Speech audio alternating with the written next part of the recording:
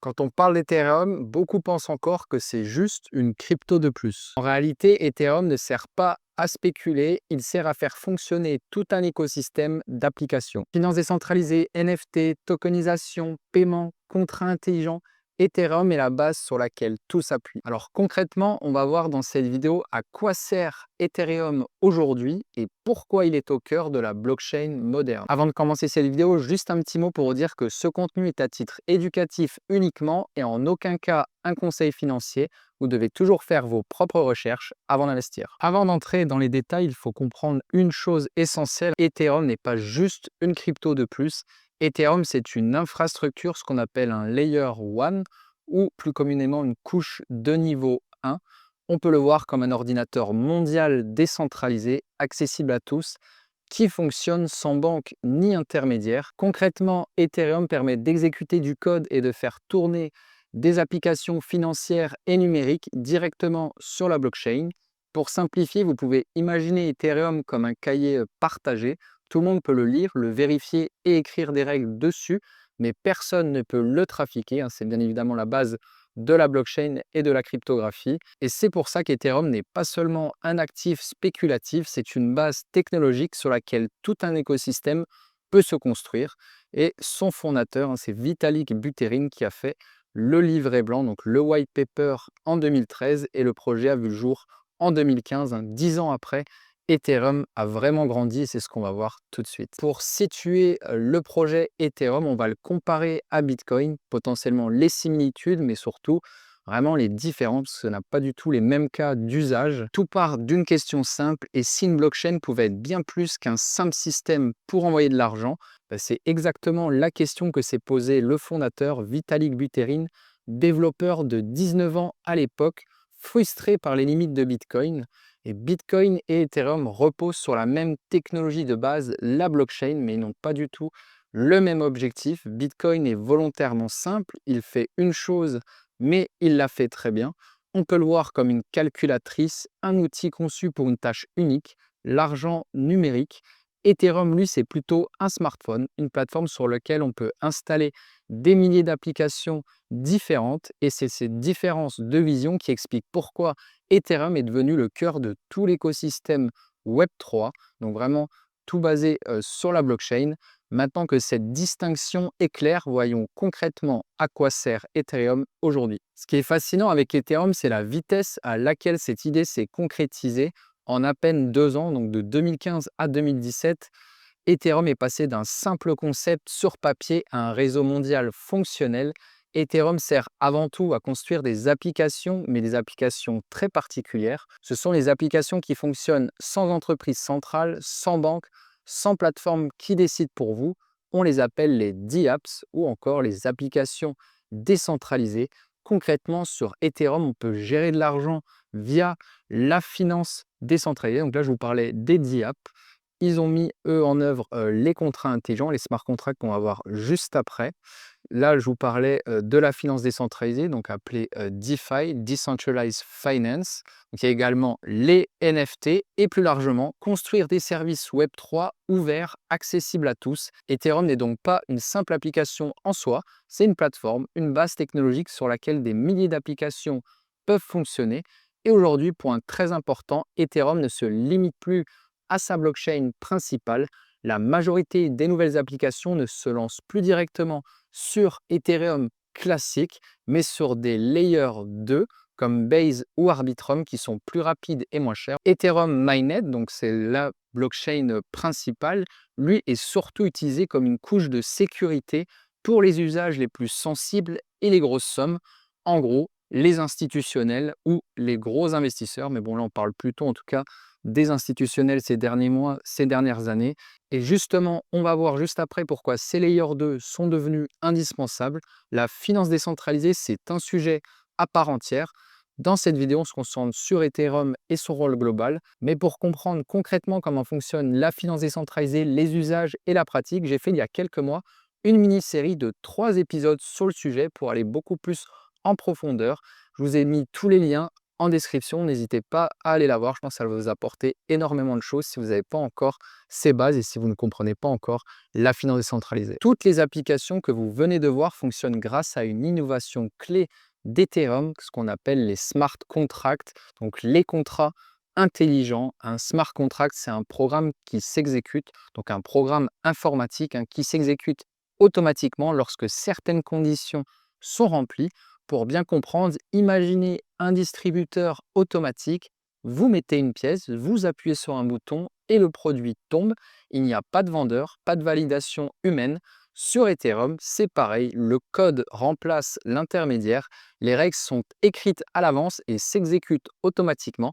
C'est cette logique qu'on résume souvent par une expression connue, code is law. En français, cela veut dire que le code fait la loi. Et bien évidemment, pour fonctionner, cet ordinateur a besoin de carburant. Ce carburant, c'est l'Ether, l'ETH. Quand le wallet A envoie des fonds au wallet B, le réseau Ethereum doit traiter l'opération. Et bien évidemment, pour traiter cette opération, il va avoir besoin de frais ou d'énergie. Et du coup, on va devoir payer des frais de gaz qu'on appelle en Ethereum. Donc là, je vous parle vraiment d'une transaction classique de façon décentralisée, d'un échange centralisé à un échange centralisé. Ça, vous ne le voyez pas concrètement. Vous allez payer des frais sur la plateforme. Vous n'aurez pas besoin forcément de payer des frais en Ethereum. Mais c'est quand vous allez passer en décentralisé que vous allez comprendre tout ça. Donc, à chaque action sur Ethereum, envoyer de l'argent, utiliser une application, exécuter un smart contract, un contrat intelligent, on consomme de l'énergie. Cette énergie, on l'appelle le gaz. Plus l'action est complexe, plus elle consomme de gaz, donc de frais. Et du coup, ces frais sont de plus en plus élevés. Le gaz est mesuré en gwei. Vous pouvez le voir comme des centimes d'euros. Plus le gwei est élevé, plus la transaction coûte cher. Sur des outils comme DeFi Saver que j'utilise personnellement, on peut voir les gwei en temps réel. Donc ça permet de voir si le réseau est plutôt congestionné ou plutôt fluide. Et surtout de pouvoir estimer le coût d'une transaction avant de l'envoyer. En réalité, ça devient de moins en moins pertinent parce que les frais d'Ethereum ont drastiquement baissé depuis ces dernières années avec les nombreuses mises à jour et surtout avec les layers 2.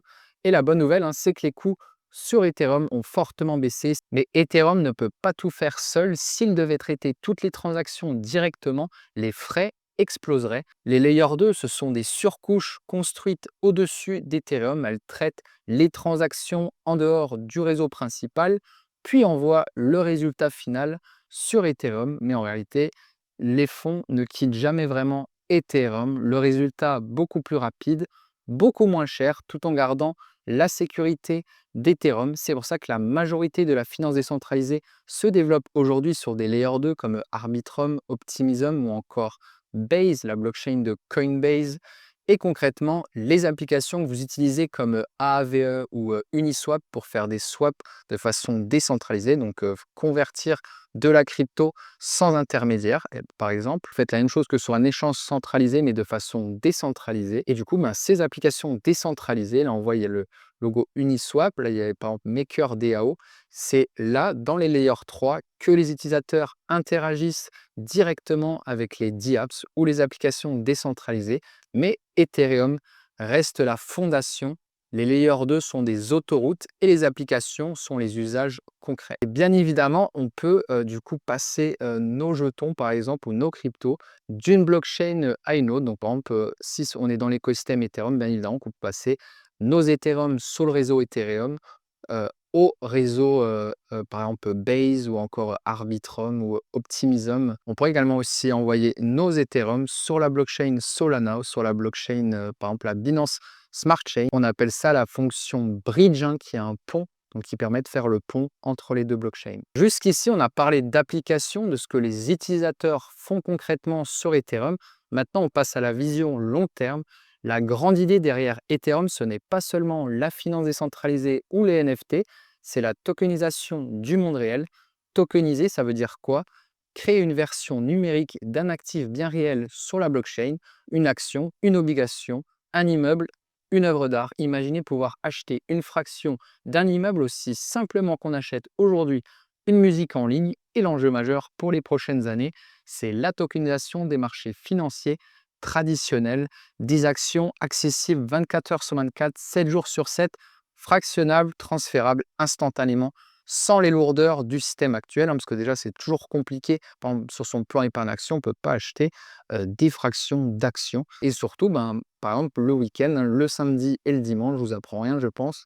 Le marché des actions est fermé, également le marché des métaux précieux. Donc ça, c'est vraiment pas de la science-fiction, c'est exactement la direction prise par les plus grands acteurs de la finance. Par exemple, hein, Larry Fink, le patron de BlackRock, le plus grand gestionnaire d'actifs au monde, le dit clairement: The future is tokenization.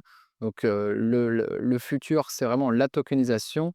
Le graphique que vous voyez ici, hein, qui est tiré de Défi Lama, vous permet de remettre tout ça en perspective. Donc le pic précédent correspond au dernier grand marché haussier en 2021 du coup. Ensuite, on voit très clairement la phase de marché baissier, hein, qui s'est déroulée plutôt en 2022 jusqu'on va dire à l'été 2023 avec une forte contraction de l'activité. Mais à partir de la fin 2023, à partir d'ici, on observe quelque chose de très intéressant, une reprise progressive puis une adoption qui devient beaucoup plus constante et c'est notamment grâce aux institutionnels. On n'est plus uniquement dans un effet de cycle ou de spéculation, on est dans une phase de construction et d'usage réel. Aujourd'hui, à mi-décembre 2025, on compte environ 70 milliards de dollars de TVL directement sur Ethereum, donc le layer 1, donc TVL, Total Value Lock. Donc en gros, c'est les fonds qui sont vraiment bloqués dans l'écosystème Ethereum, dans différents protocoles, pour que ça soit des prêts, des emprunts, également les stablecoins. Et en tout cas, si on élargit à l'ensemble de l'écosystème Ethereum, le réseau principal et les layers 2 comme Arbitrum, Optimism ou Base, on parle de plus de 100 milliards de dollars d'actifs utilisés, verrouillés ou mobilisés dans les applications. On est même plus proche des 150 milliards aujourd'hui. Donc la TVL, hein, ce n'est pas un prix, c'est quand même une mesure très importante quand vous allez par exemple évaluer un projet en finance décentralisée. On parle toujours de TVL. Ce n'est pas une capitalisation boursière, c'est de l'argent réellement utilisé, déployé dans des applications comme collatéral ou comme liquidité. Donc des dizaines de milliards de dollars sont déjà engagés sur cet écosystème pour des usages concrets. Et surtout, les grandes entreprises ne regardent plus, elles construisent. BlackRock et JP Morgan pour la finance, Visa et PayPal pour les paiements, Microsoft et Amazon Web Services pour l'infrastructure, et il y en a plein d'autres. Ethereum n'est donc plus un pari technologique, c'est une infrastructure financière mondiale en construction au cœur de la transformation des marchés. Pour conclure, pourquoi Ethereum est vraiment à part? Ethereum existe depuis plus de 10 ans maintenant, il a traversé plusieurs cycles, des bull market, donc des marchés haussiers, des bear market, des marchés baissiers, et il est toujours là, numéro 2, juste derrière Bitcoin. C'est le premier réseau à avoir démocratisé les contrats intelligents et ouvert la voie à la finance décentralisée. Aujourd'hui encore, hein, c'est l'écosystème applicatif le plus riche de l'univers crypto et celui qui attire le plus d'acteurs institutionnels. Ethereum joue surtout un rôle clé, celui de couche de règlement sécurisé et neutre, un registre de confiance commun sur lequel applications, entreprises et institutions peuvent s'appuyer sans dépendre d'un acteur central. Il intègre aussi une mécanique économique alignée sur l'usage réel du réseau. Plus Ethereum est utilisé, plus son modèle économique s'ajuste à cette activité. Évidemment, il y a des limites et des risques. La complexité pour les utilisateurs, une certaine concentration du stacking, également un fondateur, donc c'est centralisé. Donc si demain, il arriverait quelque chose où il y aurait des mauvaises annonces par rapport au fondateur, est-ce qu'il y aurait un impact sur le prix? Sûrement, on pourrait potentiellement voir comme par exemple Elon Musk et Tesla, et un cadre réglementaire encore en construction, mais la vision long terme est claire, devenir la couche de base de l'Internet de la valeur. Bitcoin joue le rôle de réserve, Ethereum, lui, est un moteur d'innovation programmable qui évolue en continu grâce au Layer 2 et aux mises à jour du protocole. Ethereum n'est donc pas un pari spéculatif, c'est une infrastructure technologique avec des fondamentaux. Et si vous voulez comprendre le rôle du token ETH dans tout ça, ça sera le sujet d'une prochaine vidéo. Donc si cette vidéo vous a aidé à mieux comprendre Ethereum, n'hésitez pas à mettre un pouce vers le haut et à vous abonner. Et en tout cas, je vous dis à très bientôt pour une prochaine vidéo. Ciao!